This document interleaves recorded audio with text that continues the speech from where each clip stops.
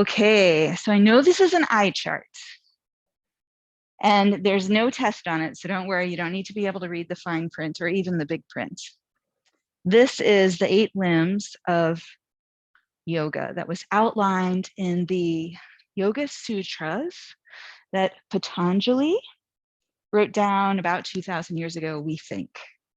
So he's the first guy, we don't know if he was a teacher or just a scribe, who captured sort of an outline of yoga. So before that, it was all transmitted teacher to student. I'm going to take this off. Okay. And so he organized things and explained a few things, but his explanations were very simple. So his explanations for things were like 1 or 2 sentences long. A sutra just means a thread, a line.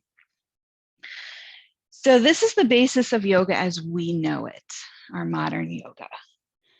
And I'm just letting you have a little bit of exposure to the fact that this is what yoga is. There's 8 limbs.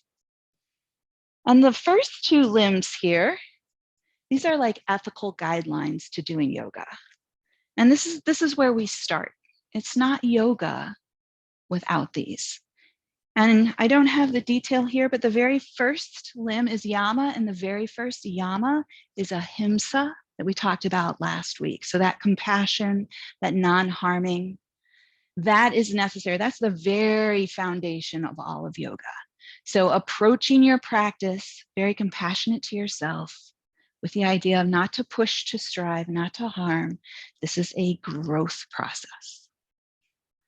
And then after those first 2 limbs, we have the third limb, which is asana, which is the physical postures. So that's what we think of as yoga in the West, but it's really just a small piece, and it's grown much bigger over time. So if we went back 2,000 years ago, the list of asanas was very small, just a handful of them. We're going from like the more basic, we're getting a little bit more subtle and more sublime as we travel down here. The fourth one is pranayama, which is breath control or direction of your life force. So the asana is a certain physical layer, very tangible. The breath, it becomes more advanced, more subtle, and more powerful. So in vinyasa, we do a big focus on the breath. So you'll recognize that this is how we are advancing our practice. The fifth one is pratyahara, which means more directly withdrawal of the senses. And it doesn't mean like all of a sudden you're in bliss and you don't sense, like nothing perturbs your sense of inner peace, but it's more that you are not reactive to what the senses bring in, that instead you have that space and that sort of inner guidance and peace that you choose your responses. So we practice that a lot on the mat by feeling the sensation that we have in the body and really working on how the mind responds to that sensation, our relationship with that. So maybe you didn't know that, but this is getting more into our yoga practice. Then next comes dharana, which is concentration or focus. So we think of that in meditation. When we sit in meditation, we're like, In yoga, strictly speaking though, it's not actually meditation until you come down to dhyana, and you can keep your focus or your concentration for 10 minutes. You can keep it sustained. So if you practice meditation, you'll know that's quite a task to keep it focused for 10 minutes. So in the yoga practice, we're breaking it down into 2 parts, really recognizing that that's a big deal.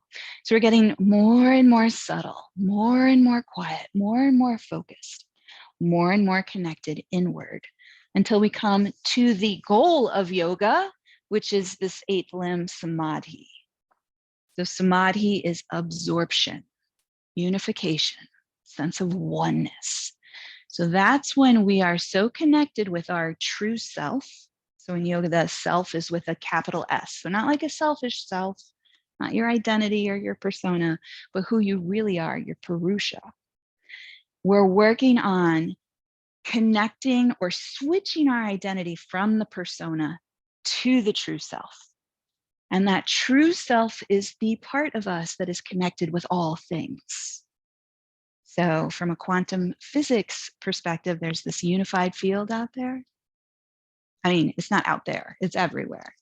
So that's the way I like to think of it or explain it, is that when you connect into your Purusha, you're connecting into that unified field as well. Now, if you have belief systems that have different words and labels for this, just put them right in. Yoga's not going to tell you what those details need to be. This is a big structure kind of technology for reaching that sense of oneness. So as you advance your yoga, there is nothing on here that says you do more fancy yoga postures. Nothing on here that says you do the hardest variation. Nothing on here that says you have to stand on your head. It's a good thing, isn't it? If you have the big sense of hope now. So advancing our practices, the whole purpose is we're trying to work into our breath, our concentration and focus, that awareness, that connection with ourselves, that complete absorption, the direction of our energy. This is what we're working on in this practice. And vinyasa is beautiful for that. It gives us so much raw material to really struggle with. So when you're doing your postures and you're like hearing all the alignment cues, and maybe there's a little bit of confusion, or maybe you're just feeling your humanity and you're feeling like, I'm not doing this right, or I'm not good at this. It's not about the actual outer shape of the pose and getting that more advanced variation. We're working on how we keep our awareness, how we interact with our experience, how we direct the energy. That's the physical part, how we direct the energy through the body. But other than that, it doesn't have anything to do with, oh, I can stick my leg behind my head. So if you feel that confusion and if you notice those thoughts arising, just take a breath and remind yourself you're learning. This whole process, it actually never ends. So this is the 8th limb, but inside the 8th limbs, there's like, sub 8.1, 8.2, 8.3, and it just keeps going in more refinement. So remembering when you have those moments of a little discouragement or challenge, you are in the perfect spot.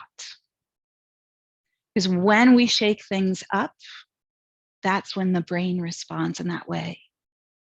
So you are in that right place for learning. It's happening. The brain can't quite make sense of it using the things you knew before. So that's how you learn what you didn't know before. And that's the purpose here.